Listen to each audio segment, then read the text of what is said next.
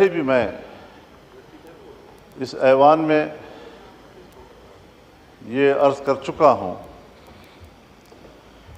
کہ بلوچستان اور خیبر پختونخوا میں بدامنی کی وجہ سے حکومتی رٹ ختم ہو چکی ہے اور مسلح قوتیں وہاں حکومت کر رہی ہیں، وہاں پر ٹیکس وصول کر رہے ہیں، روڈ کے اوپر پلازوں پر ٹولز وصول کر رہے ہیں اور راکٹ لانچرز کے ساتھ اور انتہائی اعلیٰ ترین اسلحے کے ساتھ لیس گاؤں گاؤں پھر رہے ہیں، سڑکوں پہ وہ پہرے دے رہے ہیں۔ اور ابھی جو حال ہی میں بلوچستان میں ایک ہی دن میں 4-5 مقامات پر ریاستی اداروں پہ حملے ہوئے، ہماری مسلح افواج کے جوانوں پہ حملے ہوئے، یہ سب چیزیں وہ ہیں کہ اگر ایوان اس پر غور نہیں کرے گا تو پھر کون غور کرے گا؟ ہم کبھی بھی ایسے معاملات کو سنجیدہ نہیں لے رہے ہیں، چنانچہ دونوں طرف صورتحال جذباتی ہو جاتی ہے۔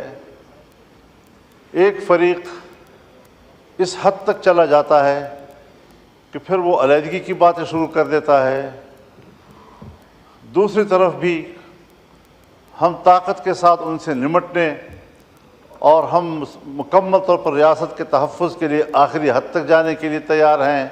اس قسم کے بیانات صورتحال کو اور جذباتی بناتے ہیں اور دونوں طرف سے ایک انتہا پہ چلے جانے کا عمل وہ پاکستان کی سلامتی کے لیے آج ایک سوالیہ نشان بن گیا ہے۔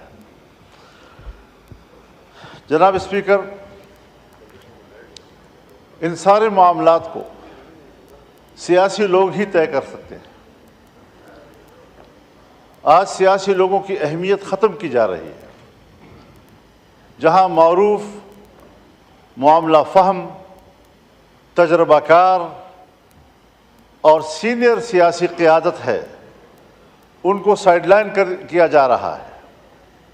ظاہر ہے کہ اس کی جگہ نئے نوجوان لیں گے، وہ تجربہ بھی نہیں رکھتے، معاملہ فہمی سے بھی محروم ہوتے ہیں، جذباتی بھی ہوتے ہیں اور اس سے معاملات اس قدر الجھ جاتے ہیں کہ پھر اس گتھی کو سلجھانا ریاست کے لیے بھی مشکل ہو جاتا ہے۔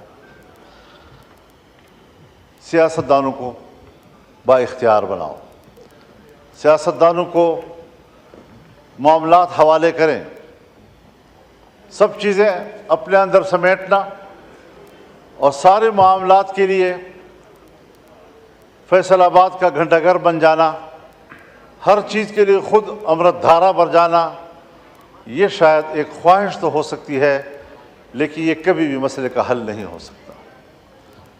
میں آج بھی سوچتا ہوں کہ کیا ہماری حکومت کے پاس یہ صلاحیت ہے، کیا ان کے پاس یہ اختیار ہے کہ وہ خود فیصلہ کر سکیں، یا اپوزیشن کو اعتماد میں لے کر پارلیمان خود اس کے لیے کوئی اقدام کرے، مذاکرات کرے، بات چیت کرے اور ملک کے اندر اس اضطراب کو ختم کرے؟ ہم پراکسی جنگ لڑ رہے ہیں، یہ ہمارے اپنے مفاد کی جنگ نہیں ہے بلکہ عالمی قوتیں دخیل ہو رہی ہیں اور عالمی قوتیں اس صورتحال کا فائدہ اٹھا رہی ہیں۔ جناب اسپیکر، یہ بات آپ سے بھی مخفی نہیں ہے کہ اس وقت خطہ پاکستان اس پراکسی وار کا ایک میدان جنگ بنا ہوا ہے۔ امریکہ، چائنا، سی پیک اور گوادر، یہ سارے وہ معاملات ہیں کہ جہاں پر ایک سرمایہ کاری کرنا چاہتا ہے جس کے ساتھ آپ نے معاہدات کیے ہوئے ہیں، لیکن آج ان میگا پروجیکٹس کے سامنے رکاوٹیں کھڑی ہو گئی ہیں۔ ہمارے ڈیرہ اسماعیل خان لکی مروت سے لے کر آپ پورے بلوچستان کی طرف جائیں، یہ سی پیک ایریا اس وقت ان کے قبضے میں ہے اور وہاں پر کوئی ترقیاتی کام اب ممکن نہیں ہے۔ اس وقت بلوچستان میں یہی نعرے ہیں کہ چین نکل جائے، پاکستان نکل جائے، حالات یہاں تک چلے گئے ہیں، سنگینی کی صورتحال کا اندازہ آپ اس سے لگائیں کہ کچھ ایریاز میں آج اسکولوں کے اندر، کالجوں کے اندر پاکستان کا ترانہ نہیں پڑھا جا سکتا، ان کے اندر پاکستان کا جھنڈا نہیں لہرایا جا سکتا، ان کے کلاسوں میں پاکستان کا معاشرتی علوم نہیں پڑھایا جا سکتا۔ یہاں تک صورتحال چلی گئی ہے اور ہم دیکھ رہے ہیں آنکھیں بند کر کے کہ شاید شکاری مجھے نہیں دیکھ رہا ہے۔ اس تمام تر نازک صورتحال میں ہمیں قدم اٹھانا چاہیے، بڑی خود اعتمادی کے ساتھ ہمیں قدم اٹھانا چاہیے، حکومت کو بھی اپنی ذمہ داری پوری کرنی چاہیے۔ ہم لڑیں گے، اختلاف رائے کریں گے، تنقید کریں گے، اپوزیشن میں بیٹھے ہیں تو اپوزیشن کا کردار ادا کریں گے، لیکن اگر ملک کو ہماری ضرورت پڑتی ہے تو اپنے وطن عزیز کی چپے چپے کے لیے ہماری خدمات حاضر ہیں۔ پارلیمنٹ کو، سیاسی جماعتوں کو، سیاسی قائدین کو ملک کے لیے غیر ضروری سمجھنا، اس سے بڑی حماقت اور دنیا میں اور نہیں ہو سکتی جو ہمارے ہاں کی جا رہی ہے۔ یہ سنجیدہ صورتحال ہے۔ ہم ان علاقوں میں رہتے ہیں، شاید سندھ میں وہاں تو ڈاکوؤں کا راج ہے، آپ کو وہاں کچے کی صورتحال سے وابستگی ہے اور پریشان ہیں، لیکن یہاں ہمارے ہاں اسٹیٹ کو باقاعدہ چیلنج کیا جا رہا ہے اور صورتحال انتہائی مخدوش ہو چکی ہے۔ تو اس سارے صورتحال میں ہمارا کردار کیا ہو سکتا ہے؟ میں اب بھی یقین رکھتا ہوں کہ اگر پارلیمنٹ سے درخواست کی جائے کہ وہ آگے بڑھیں، بلوچستان میں جا کر بات کریں، لوگوں کے ساتھ گفتگو کریں، کے پی میں آئیں، وہاں کے لوگوں سے بات چیت کریں، گفتگو کریں، تو صورتحال کو دوبارہ واپس اپنے حالت پہ لایا جا سکتا ہے۔ لیکن اس انداز سے صورتحال مزید خراب ہوتی چلی جا رہی ہے، اور میں چونکہ تجربہ رکھتا ہوں، حضرت 2006 سے اس ساری صورتحال میں جب ریاست ناکام ہو جاتی ہے تو وہاں ہم جاتے ہیں اور صورتحال کو کنٹرول کرتے ہیں۔ میں ابھی الیکشن سے پہلے افغانستان گیا، 1 ہفتہ میں نے گزارا، پاکستان افغانستان کے تمام شعبوں میں باہمی تعاون، سرحدات کا معاملہ، مسلح گروہوں کا معاملہ، مہاجرین کا معاملہ، باہمی تجارت کا معاملہ، ان سب پر تفصیلی گفتگو کے بعد میں مکمل کامیاب واپس آیا، اور میں نے وزارت خارجہ اور پاکستان کے ذمہ داروں کو آگاہ کیا اس سے، اور وہ مطمئن ہوئے، اپریشیٹ کیا، کہا میکینزم کیا ہوگا؟ میں نے کہا وہ ریاست کا معاملہ ہے، میرا ذاتی معاملہ نہیں ہے، میں تو اپنی کیپیسٹی میں گیا تھا، ان کی دعوت پہ گیا تھا۔ تو یہ کوئی مشکل چیزیں نہیں ہیں، لیکن اگر ہم سنجیدگی کے ساتھ بیٹھ کر تسلی سے بات چیت کر سکیں۔ یہاں پر سوال اٹھائے جاتے ہیں، صاحب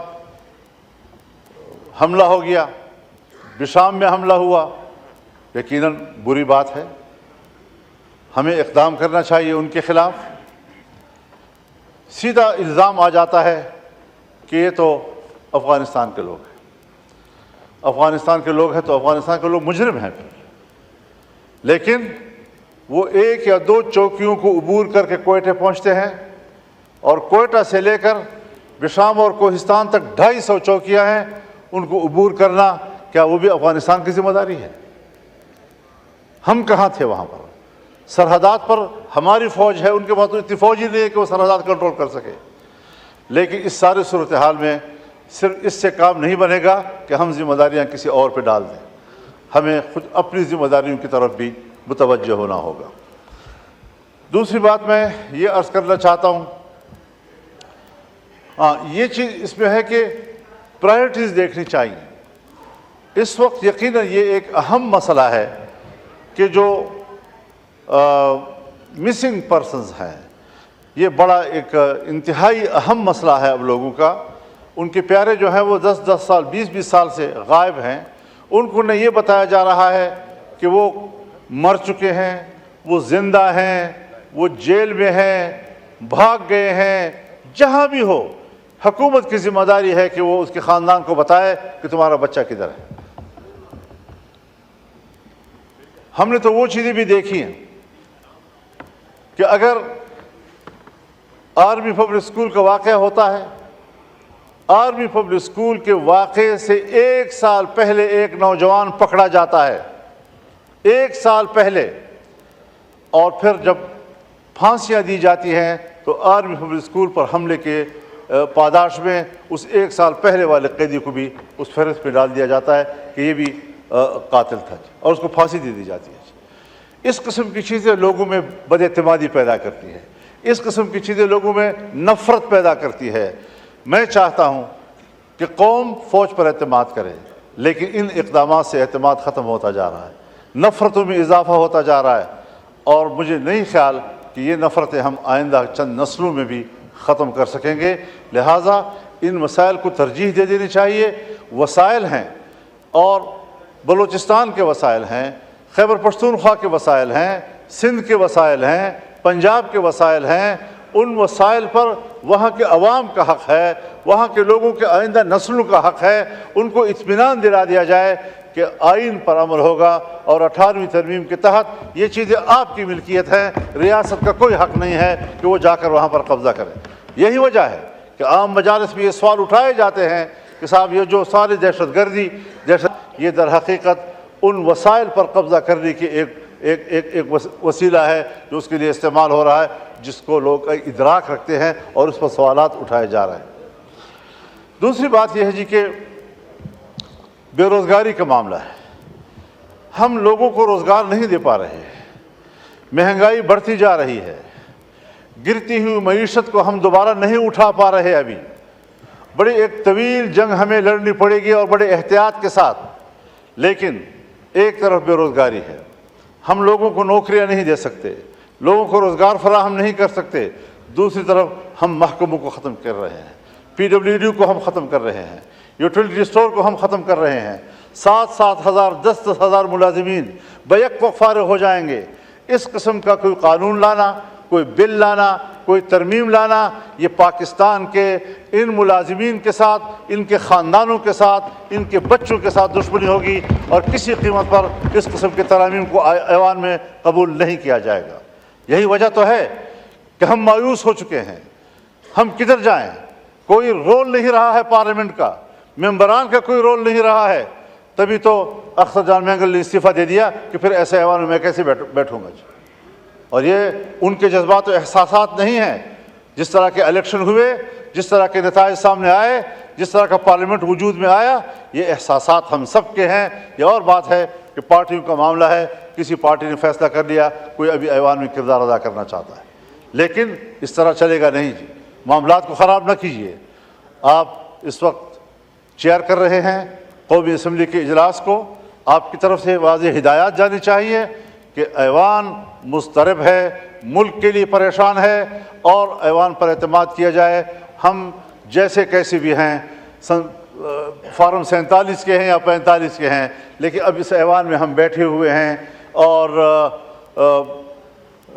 ڈیجور نہ صحیح، ڈیفیکٹو صحیح، لیکن انہی سے آپ نے کام لینا ہوگا۔ ان کو اپنا ملازم سمجھ کر کہ یہ صرف اس لیے بیٹھے ہیں کہ جب ریاست چاہے گی کہ ترمیم کر لیں تو انہی سے ترمیم کرائیں گے۔ ہم اپنے مفاد کے لیے قانون بنانا چاہیں تو انہی سے قانون بنائیں گے، انہی کو استعمال کیا جائے گا۔ ہم اداروں کے استعمال کے لیے یہاں نہیں بیٹھے ہوئے، ہم آزادی سے ملک اور قوم کی خدمت کرنے کے لیے بیٹھے ہوئے ہیں۔ تو یہ ساری صورتحال ہے۔ میں بہت ممنون ہوں آپ کا کہ مجھے آپ نے ان خیالات کا اظہار کرنے کا موقع دیا، اور ان کو سنجیدگی سے لیا جائے، اس کو خواہ ایک تقریر اور خطابت نہ سمجھا جائے۔ میں ان حالات کی وجہ سے انتہائی مضطرب ہوں، انتہائی پریشان ہوں، اور مایوس ہوں کہ ہماری پارلیمنٹ کے پاس کردار ادا کرنے کا کوئی موقع موجود نہیں ہے۔ اللہ تعالی ہم پر فضل فرمائے۔ شکریہ۔